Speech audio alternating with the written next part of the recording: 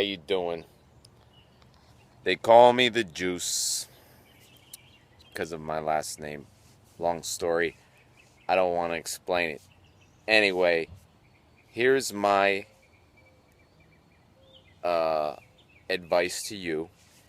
If you want to do Uber as a side gig or whatever, definitely don't do it as a full-time gig. It will kill you. It will kill your car. And I just want to tell you a little bit about me, okay?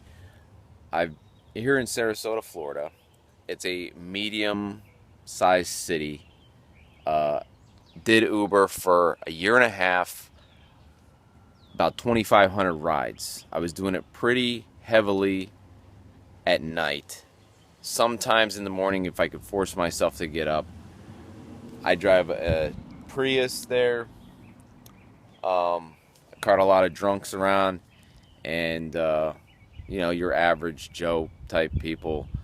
And I really enjoyed it at first, but it's going to take a toll on you. It's going to take a toll on your car. And although the car looks pretty good right now, let me just give you a little walk around. Okay, this car has been hit pretty bad. Right here, the wheel got destroyed. The whole front end suspension was killed. It was like all bent out of shape. The steering wheel was all messed up. And this was after I was picking somebody up at last call. It put me out for about a month. Luckily, I had another vehicle, and things are not hard to get to around here. So, but it killed my whole Christmas season. And I've had a lot of other incidents. Some of the other ones I will just brush upon. Picking up underage girls. Sometimes you can't avoid that. You don't know what their age is when they get in a car. You can always ask them and try to grill them, but it's not going to help you. But it does put you in a position where if you get pulled over and they're drunk, they're on the way to their boyfriend's house or whatever, drug dealer's house or whatever, you could potentially get into some major trouble. The other thing is people will eventually, if you don't know where they're going, and that's the biggest thing about Uber or any rideshare. So they could potentially take you into a danger zone, which would be like a trap house or some kind of drug deal area where you don't know what they're getting into, what they're getting you into. Sometimes they'll tell you to wait for them. I always tell them no, but sometimes people can be very convincing. They can be very cool with you, and then when it comes just to get to what they want, and that's always an uncomfortable thing. And so I mean, really, Uber is, I don't want to say don't try it, because you never know. Every city is different. Everybody's experiences are going to be different.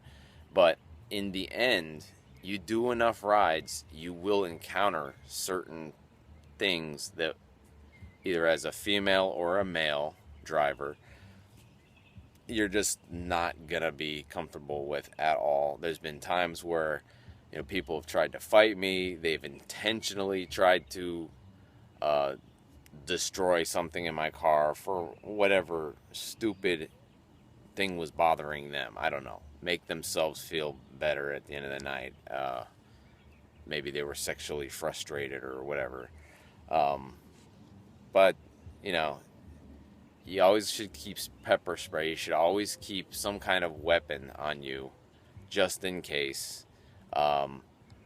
The dash cameras, I feel like they're another distraction, but yeah, they could definitely help you. And I regret not having them sometimes because of the fact that so many people will get in there and they'll do like coke in the back seat, you'll have no idea what they're doing because you don't want to like turn around while you're driving. And but you know, I usually try to keep it cool and I play it off. But then, you know, if they make it really obvious, I'm like, hey, what do you got back there? You know, you want to throw that out, or should I just drop you off now? You know, it's really just, there's a lot of uncomfortable situations you will encounter, especially in Florida. But I've never done Uber anywhere else, so I can't talk about how that might be. Yeah, and I've been everywhere, all over the country. I've taken Ubers in other cities. I can't imagine it to be that much different, really, but you never know. Um, so anyway, if you have any other questions, just write them below. I'm gonna start posting other things that come to mind about my experiences, just to keep people informed. Um, I don't think I would ever do Uber again, but I am considering starting my own little shuttle company just to go to the airport and stuff. I mean, that I think is the most lucrative. It's more controlled. You're not going to get the volume like Uber, but you're going to get quality riders. And, you know, you can just kind of control the situation a little bit more, especially when you make plans to do it for people. So, you know, that's the other very frustrating thing. Uber, you can't plan a trip. You can't figure out where they're going or what you're going to encounter until you're in front, they're in front of you. They're in the car. So, you know, it's hard to refuse people when they're just jumping in your car.